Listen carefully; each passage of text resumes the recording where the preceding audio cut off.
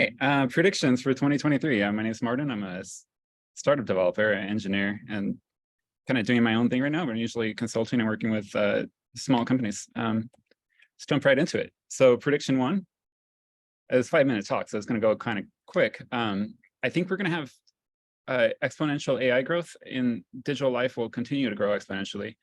I think the models that get released through June are going to cause progressive companies to redirect their efforts towards AI. It's not everybody, but it's going to be like, basically, if you're looking towards the future, by June, you're going to have to, whether it's putting into your continuous integration cycle or doing security audits on your code base, or like there's a million use cases. It might just be optimizing your margins.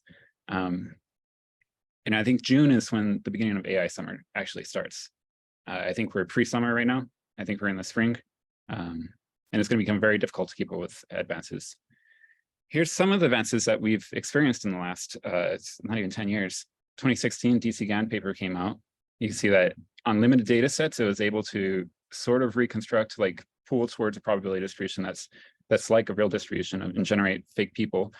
2021, it got closer to generate pooling towards the distribution. And then there was a seismic shift when diffusion models were introduced.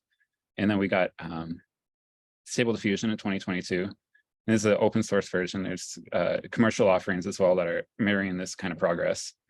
And then 2023, there's some leaked screenshots of DeepFloyd, which is another open source model that's getting trained, which you can see has now the ability to write text. And it's actually visualizing a language model, which is super fascinating. So you get the complexity that you can query a language model with. I don't know why it's not letting me go forward. Wait. All right, there you go. So here's some abilities that you're going to acquire if you're looking. You're going to have a pair programmer at you anytime you want. You could already do this ChatGPT if you do the prompts right, but it's going to be easier and easier. It's going to be better communication. AI is all about communication. It's going to increase the baseline of communication among people with AI and also among people with people. You're going to get better ideation ability. So the ChatGPT could do this too. If you say, hey, give me a list of ideas for a startup that makes $3,000 a month. And it's like, just outputs all these great ideas for you. Text to image, that's going to continue to increase. You're going to be able to be an artist without having to know how to draw. Text to music, you can be a musician. There's going to be the beginnings of text to video. I don't think it's coming out this year. I think that early versions are going to come out and they're going to be sorely lacking. Now, I don't believe that wages are going to respond immediately to these changes in ability for the workforce. Sorry, did you have something? It looks like we got just unmuted microphone. Okay, so let's keep going. So the wages thing brings me into prediction 2. I believe cryptocurrency is going to rise. I think the bottom happened at the beginning of this year, and I've got some anecdotal evidence to suggest that. This isn't investment advice. Don't take my word for investment advice. Ask your financial advisor, etc. Not sure why. Okay, sorry.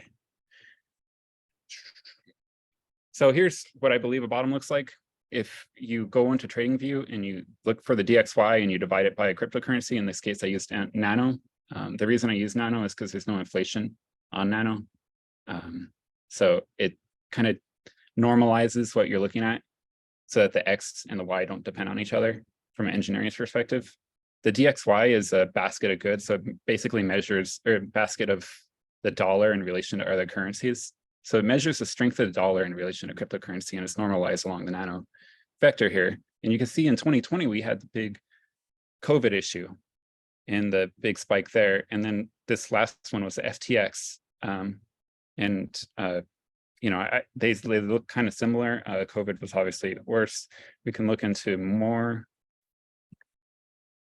Coca-Cola is typically seen as a stock that you buy when you're afraid of recession and depression, all this kind of stuff. It's pretty resilient to that. I'm not a big fan of this, but a lot of people do this, and it's a good thing to look at.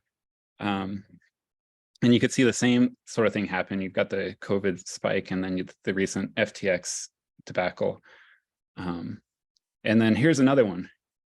Here's from the St. Louis Fed. It's the average price of food in the U.S. cities.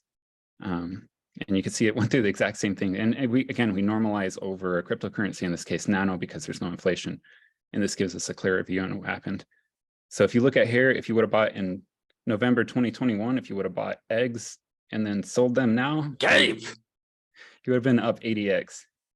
So another point there of why I think that might be the bottom. And the prediction 3 is, I think gaming NFTs will be cool. So a lot of people don't like NFTs because of $100,000 JPEGs. But I think that video games have a really good use case of NFTs. And if you look at the MCAPs of them compared to the MCAPs of traditional competitors, they're very undervalued in my opinion. And I do think that they will become cool again, just as the numbers go up. FTX and the subsequent bank runs, I think, will cause sort of a cultural shift, maybe even a global shift towards the desire for ownership and the idea of owning things again. Taking your money off the exchanges and putting it into other things. And I think that NFTs are going to benefit from. Does anybody have any questions on this? No, sorry. Seem to have some participants who are not so good at participating. Okay. We could leave questions to the end too. I'm really interested in this ChatGPT talk. Yeah, I was just going to comment, Martin. I think exponential AI growth. I've got a slide I'm going to show that basically talks about the size of the models. It looks like you've investigated this too. The size of the models and the power, we'll put that in quotes, power of these models is doubling about every 10 months, which, that's just like stunning to contemplate, right? That's faster than Moore's law. And so I think it's really hard for us to understand or imagine what's really going to happen in the next 10, 20, 30 months with this tech, but it's going to be real wild. I was curious what you meant by AI summer versus spring. If I could just toss it in.